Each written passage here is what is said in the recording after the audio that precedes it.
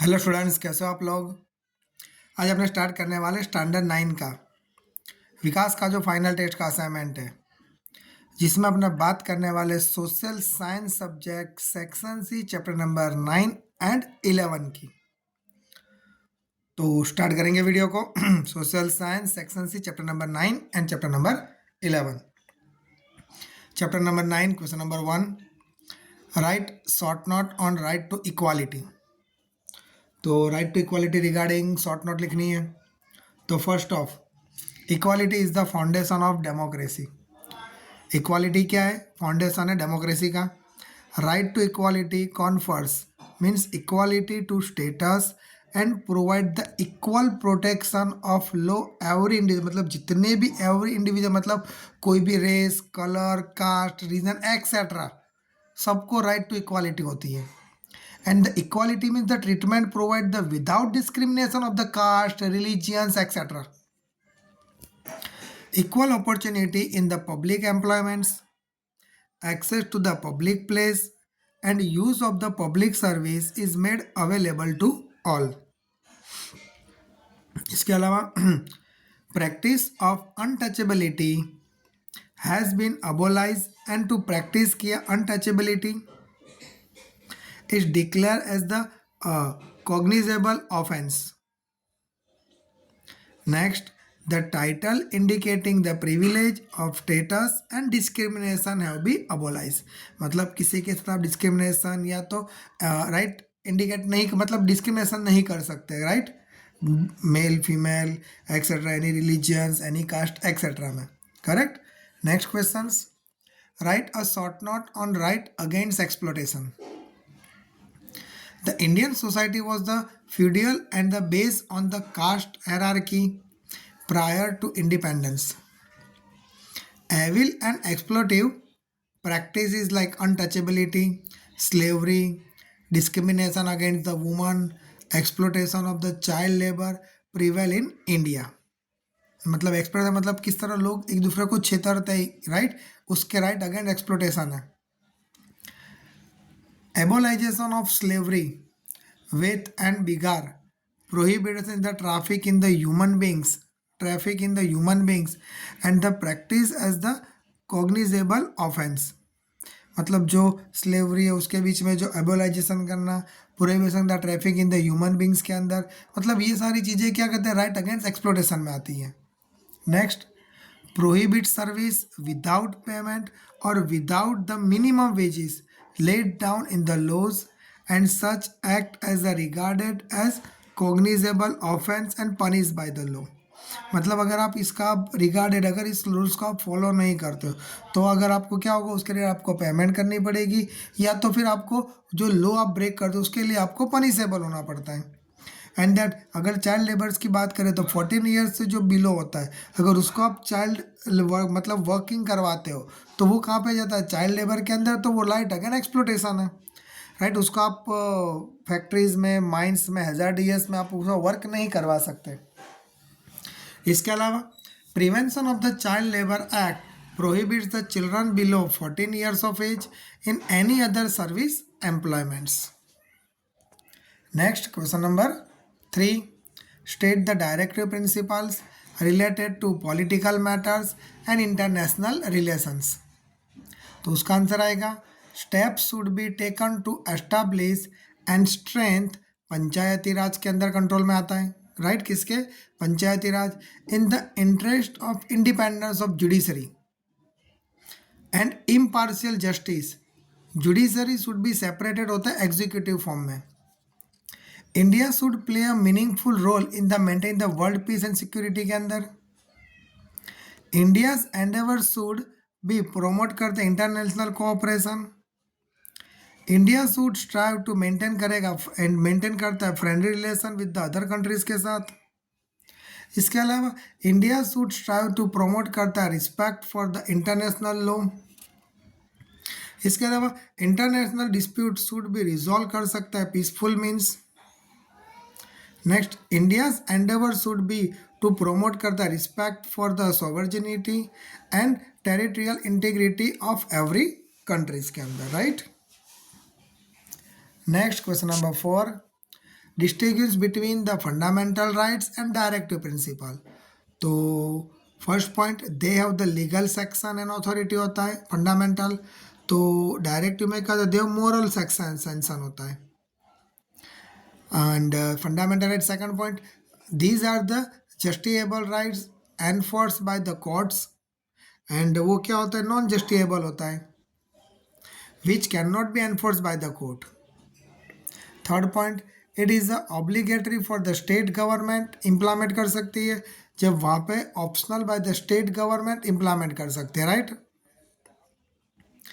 Next, this can be restricted और suspended during the national emergency के time पे।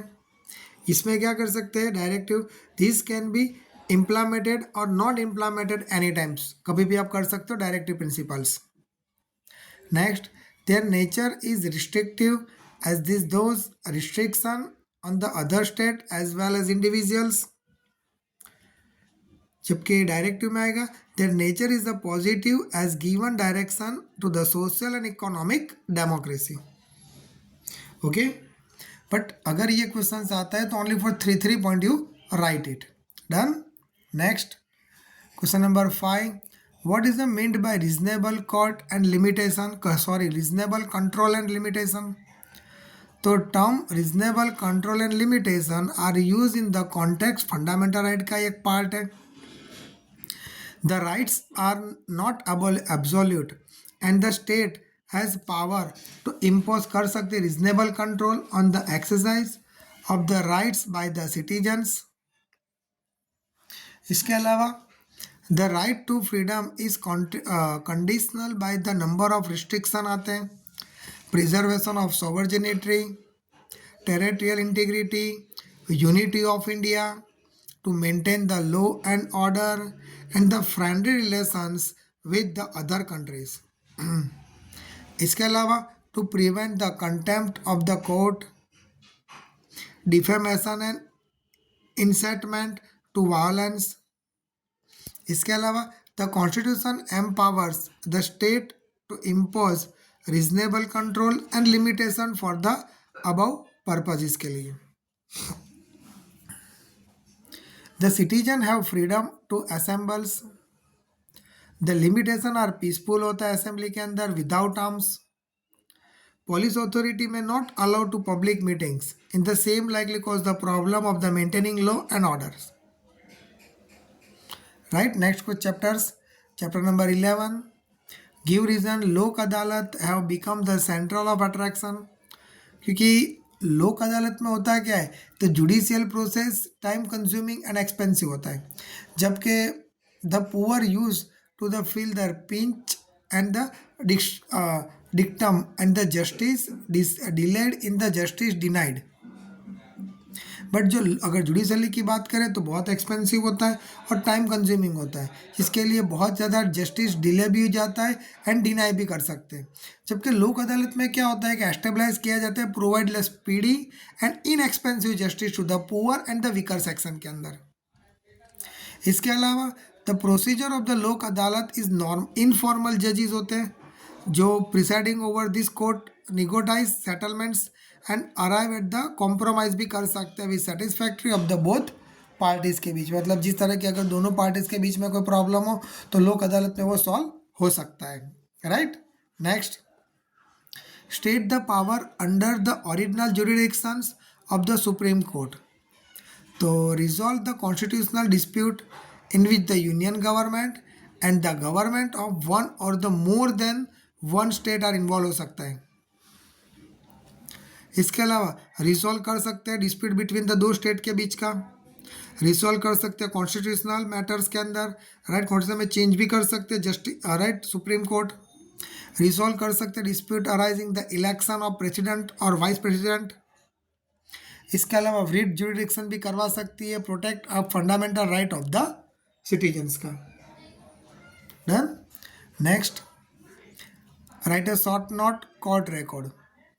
तो कोर्ट रिकॉर्ड कैसा, implies that judgement delivery by the supreme court as well as high court record में माना जाता है। इसके अलावा जो रिकॉर्ड होता है when documented assumes to form the case law and this documented judgement can be cited by the legal practitioner की मतलब लीगल प्रैक्टिशन होती है, आपकी प्रैक्टिस होती है in there the argument before the court. इसके अलावा the judgement decisions of the supreme court are binding on the court, मतलब हर एक कोर्ट के साथ बाइंड होता है, and can not overlook by the जजेस while deciding the similar type of the cases. Similarly the decision judgement delivered by the high courts are binding कर सकते हो of all courts with its the terrestrial jurisdictions. Done. Next, write a short note, appellate jurisdictions power of high court. तो every high court, देखो आगे वाला जो answer है यहाँ पे आप कंट्रीब्यूट कर सकते हो।